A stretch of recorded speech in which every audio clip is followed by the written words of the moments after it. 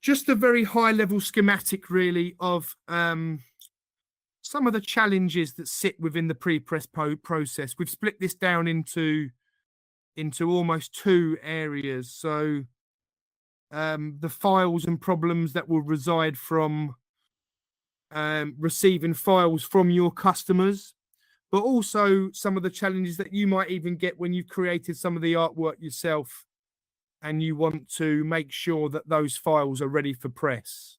So, for example, it could be that you need to add bleed or crop marks. It might be that the files that you've received are RGB from some of the more awkward applications that sit in the space, such as Canva at the moment. We know that when you're switching from RGB to CMYK, that can present significant challenges.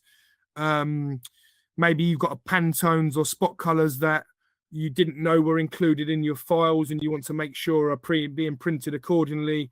All of these things can be resolved with some of the workflows that can be created.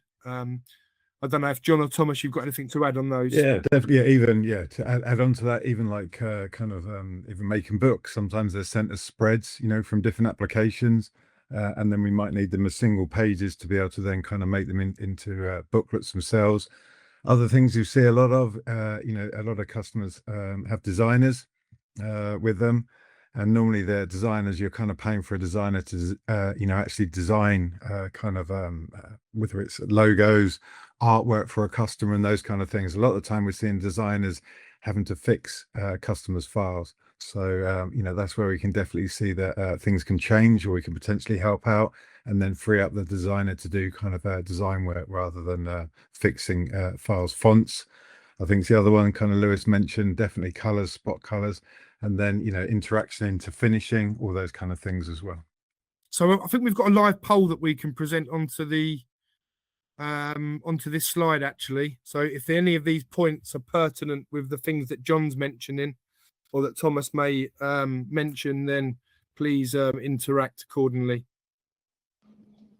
Yeah, I guess it definitely depends on the two scenarios, like you said, Lewis, whether you're taking customer files in or whether you're designing them yourself. That there's definitely two aspects where we can see issues, definitely.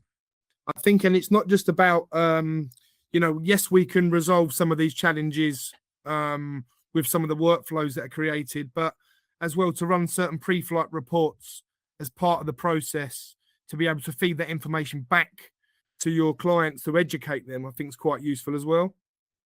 Okay. I can see, the poll, a lot of people are mentioning bleed. That's okay. That's common. a real kind of a common one. And especially, we're seeing lots and lots of people using Canva. I guess, again, it all depends whether you're taking work in from a customer and those kind of things.